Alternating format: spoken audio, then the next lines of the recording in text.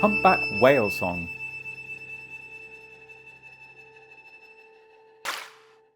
Hello, my name is Alex and I'm going to be telling you a little bit about humpback whales and their songs. I'll also be showing you how to make some musical instruments so that you can copy some of their sounds. I'm a musician and I do research on humpback whale song. Humpbacks are large baleen whales about the size of a school bus and weighing around 30 tons. They can be found in all of the world's oceans, and in recent years there have been increased sightings of them in British waters, including the Firth of Forth. A couple of years ago, I was lucky enough to go with some biologists to a small island in the South Pacific called Moorea, where every year some humpbacks swim by, singing to communicate with each other. Nobody knows exactly why they sing, but it's thought that they are trying to attract the attention of possible mates. Biologists are really interested in humpback song because it is just as complicated as human music. Just like human music, humpback song is made up of different notes or song units arranged into patterns that we could call tunes or phrases. Humpbacks repeat their phrases over and over before switching to a new set of song units and a different type of phrase. So let's listen to a song phrase and look at a kind of picture of it called a spectrogram. In this song phrase, there are a mixture of two different sounds with silent gaps in between, and I've put boxes around them in the picture. As the song plays, you can follow it from left to right.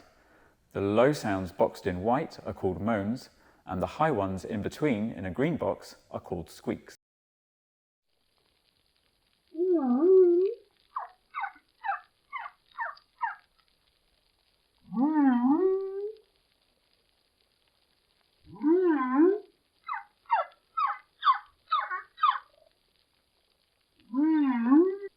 In this next song phrase, there are 7 individual sounds that you can see in the spectrogram, and hopefully you will hear that some of the sounds are very similar to each other.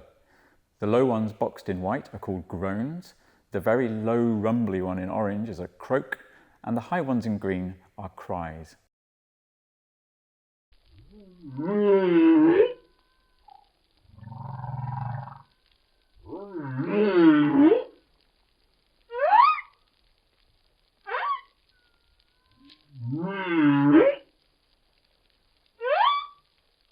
Let me tell you about recording the song you've just heard.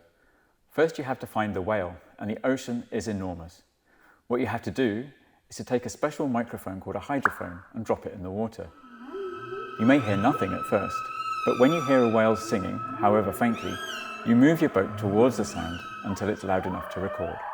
When they're singing, humpbacks tend to stay in the same place, about 15 meters below the surface, head down, coming up for a breath every 20 minutes or so. Like you and me, whales are mammals and need to breathe to sing.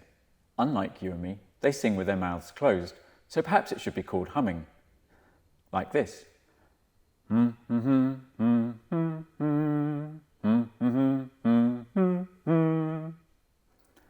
Now imagine you're underwater and you don't want to get water up your nose. Let's try it.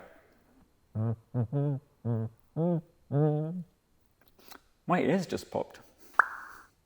As you can see, you quickly run out of air, but humpbacks have come up with a great solution to this problem. They have an extra sort of bag or balloon attached to their windpipe and lungs, as you can see in this picture. Having this bag means that they can move air around inside their bodies, in and out of their lungs for a really long time, making sounds as the air passes across their vocal folds. It's a little like how the bagpipes work, as you can see in this picture. So I'm now going to show you how you can easily build some instruments out of stuff you'll have at home to allow you to make some of the weird and wonderful sounds made by the humpback whale and his home, the ocean. So the first instrument I'm going to show you how to make is called the whale snore drum. And the main ingredient here is a cardboard tube. You'll also need a lid to go at one end and a shoelace with a knot tied at one end.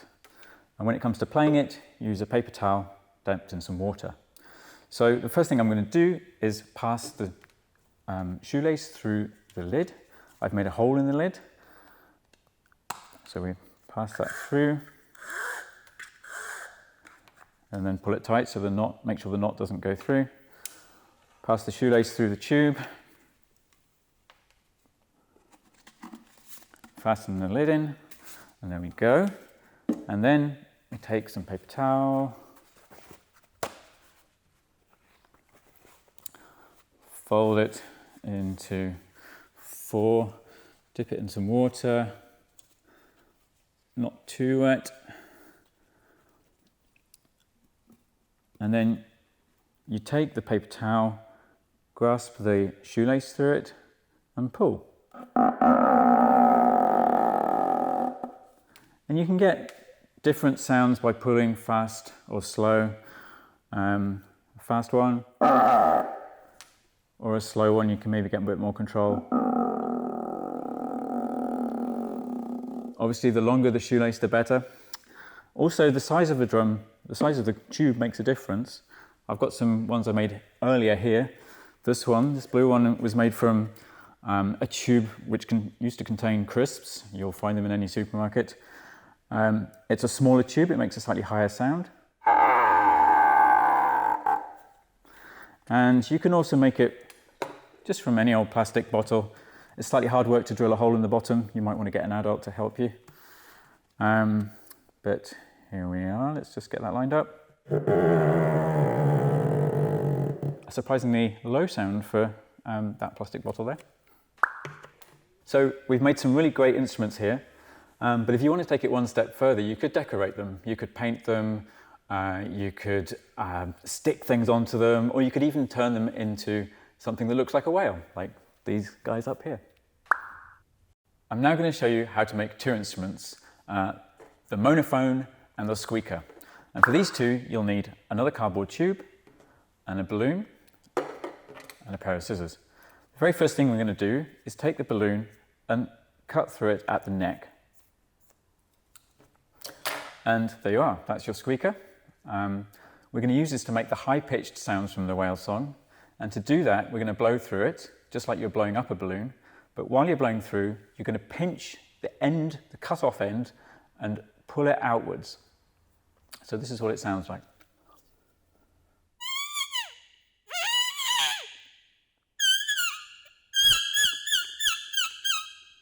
There are all kinds of sounds you can make with the squeaker. To make the monophone, we take the rest of the balloon and pull it out like this. You might need to stretch it a bit to make it nice and stretchy, and then put it over the end of the cardboard tube. Your cardboard tube has to have a lid on one end. So this is the monophone. To play it, you're going to put your top lip across the top of the tube about halfway over, and then you're going to make horsey lips. You're going to go brrr.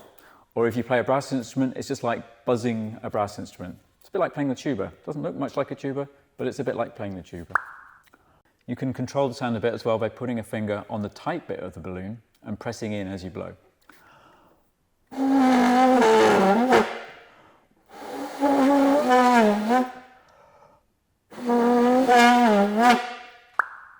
So the last instrument we're going to build is called the ocean roller. And for that, you need some more simple ingredients. Some rice or lentils in a cup, a pair of scissors, the bottom half of an egg box, and another cardboard tube. And the very first thing we're going to do is cut through the egg box. So if you cut lengthwise along the egg box, you can make two jaggedy bits of cardboard that will go inside your tube. There we go. Take the lid off. Yeah, it's important to mention you need a lid for this. Just push the cardboard in. And then once we've done that, we're going to pour the rice in.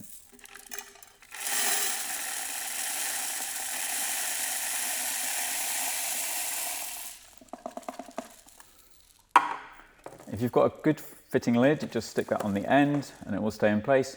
If your lid's a bit loose, you might want to sellotape it on. And here we have the ocean roller. It's called the ocean roller because when you roll it around, it makes a sound of the ocean.